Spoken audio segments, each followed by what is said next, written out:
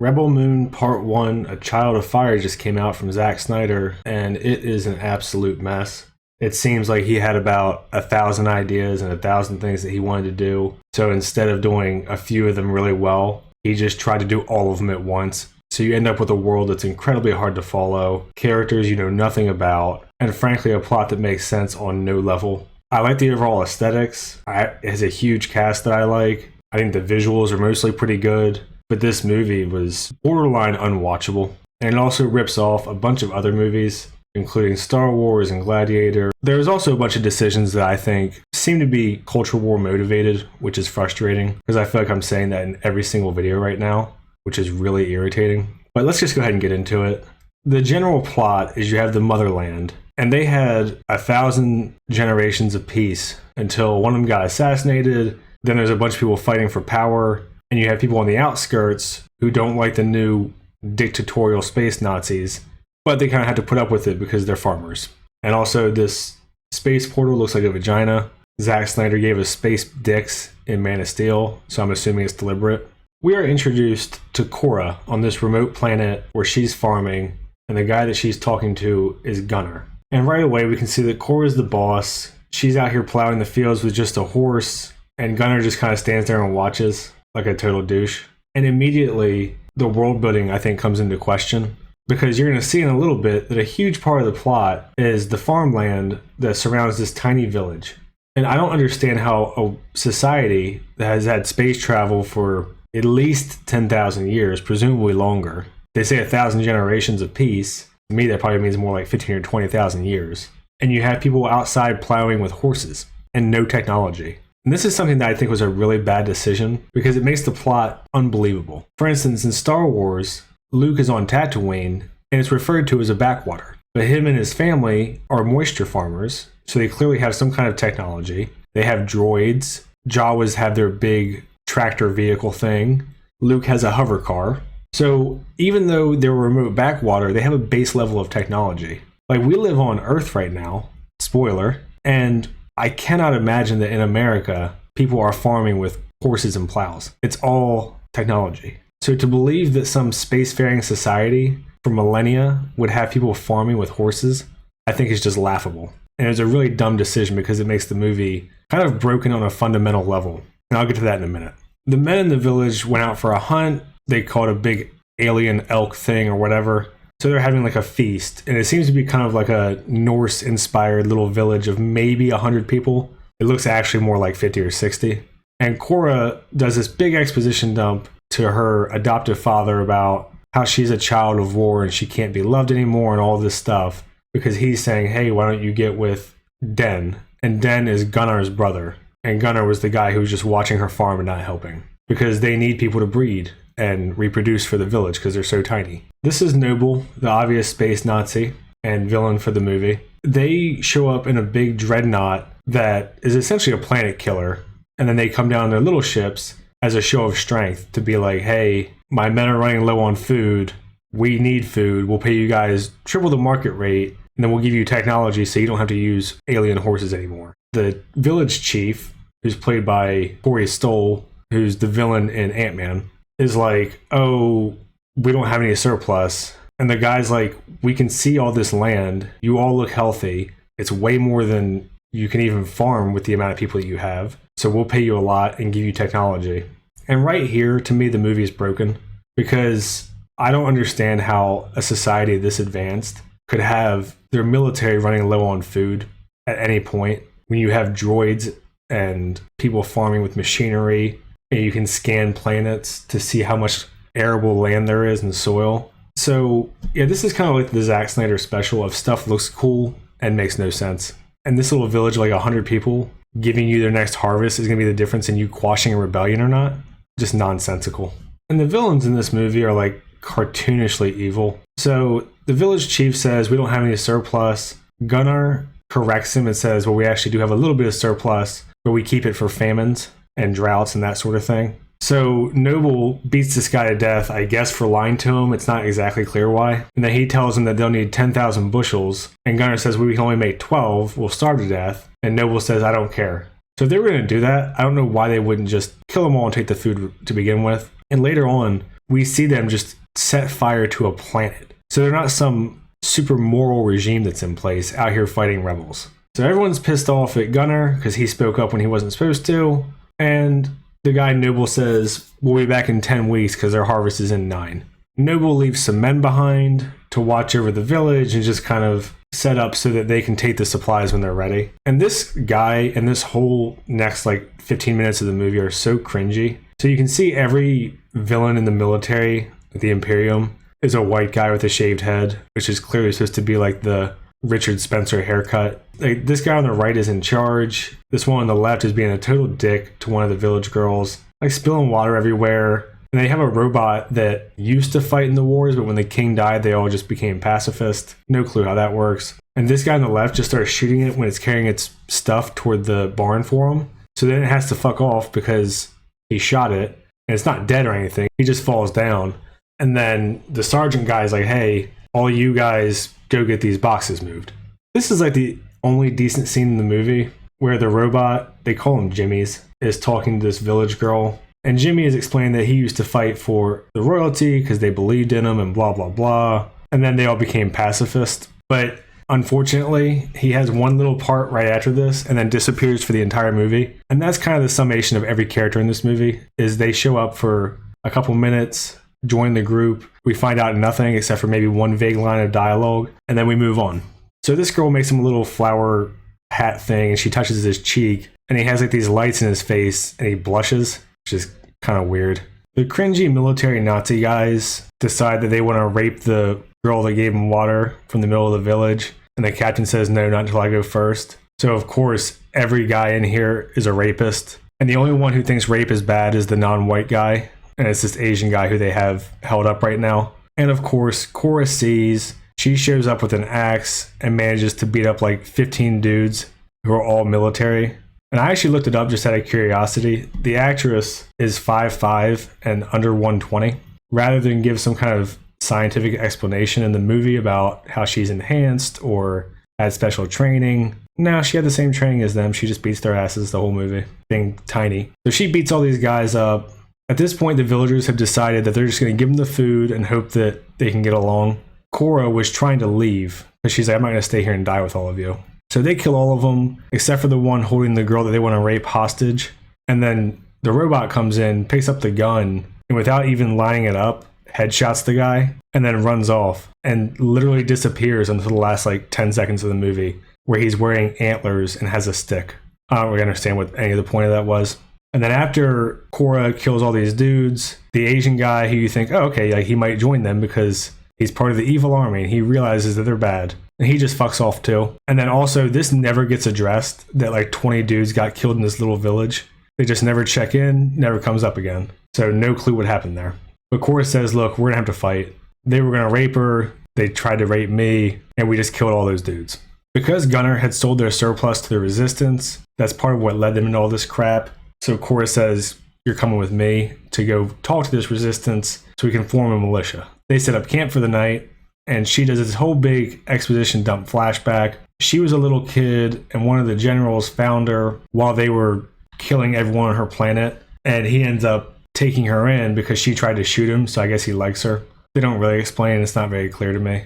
So she was in the military for a few years, ended up being part of the Royal Guard, and then we find out there's this magical princess who can bring dead things back to life. Never really gets touched on again. Make of that what you will. So she's military trained, but at no point do they give her special training or synthetics or any kind of enhancements. In the entire movie, she just beats the shit out of everyone, which I find really annoying. And Gunner is probably the most interesting character, or could have been. You're supposed to take it as he was being a little bit deceptive by giving surplus to Rebellion to make some extra money, kind of skimming. And then he's the one who gets blamed for the village chief dying, and then he's forced to go along, and it kind of builds toward him going from a coward to not, but also not really. He's still just kind of the bitch the whole time. They go to the cantina where he met the Resistance guy before, and we get a ripoff of the cantina scene in Star Wars where this guy wants to buy Gunner as the slave from Cora, and he grabs his dick, and she's like, no, he's mine. And then he pulls a knife on her, and everyone's just kind of chilling. And then he leaves and goes and gets some guns and guys. And she blasts them all away, obviously. And there's actually some pretty cool aliens in here, like pretty unique looking aliens that I thought were interesting, but they're just kind of there to visually look cool for a minute and then we don't do much with it. So Charlie Hunnam shows up, and this was so transparent. He starts off his introduction by saying, I'm an opportunist who only does things for money. And she says, we have no money. And he says, I'll help anyway. So obviously he betrays them at the end of the movie. And also, I'll be honest, the fact that he's a white guy, I was like, oh, so he's going to be bad. And that's where it goes. The rest of the movie from this point out is like a shitty version of Mass Effect, where they go recruit people in like almost no dialogue. We find out nothing about their characters. We just kind of bounce from place to place. And no places in this universe all feel like a part of the same universe. So, whatever. Before we get to their first recruit, we get this weird scene where Noble is getting a lead from one of his men, and he's getting like choked by tentacles. I have no clue what the point of this was. I guess just to make him a degenerate. I don't know. The first guy that they want to recruit is this guy, Tarek, and he owes a debt to some redneck guy out in the middle of this planet. The redneck guy says, I'll make a bet with you two, and you two will be my slaves if you lose, and you can have him if you win. And he has to ride this pissed off griffin, and we get like a 5 or 6 minute scene of him riding this fucking thing. Find out nothing about the character, and then they're on their way. And from here on out, it really feels like you're playing an RPG, but skipping all of the dialogue so you don't know what's going on.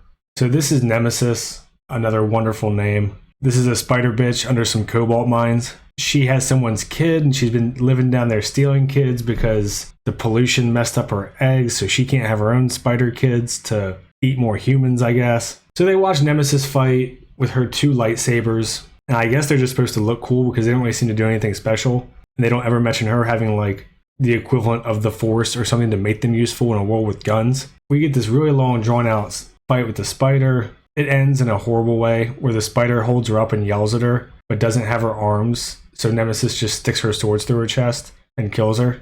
We find out nothing about Nemesis other than she looks cool and has Kmart lightsabers, and then they're on their way. This is the magical princess girl who Korra thinks can save everyone, and she's the key to everything.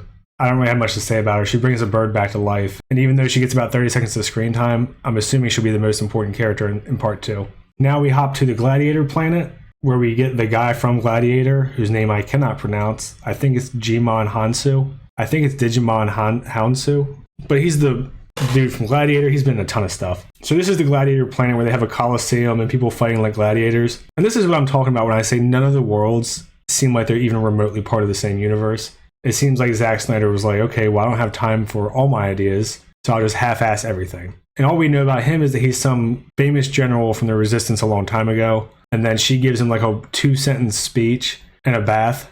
And he goes, oh, okay, let's go. I mean, it really is like skipping all the dialogue in an RPG game. It's wild. On our next recruitment mission, they go to the Blood Axes, who are, I guess, are leading some kind of militia, even though they only have like 100 people that we see. And this is Devra and Darian Blood Axe. And yeah, I mean, the Blood Axe name on its own is funny, but I don't really have much to say about it. They give her another 30-second speech, and she's like, no, fuck you.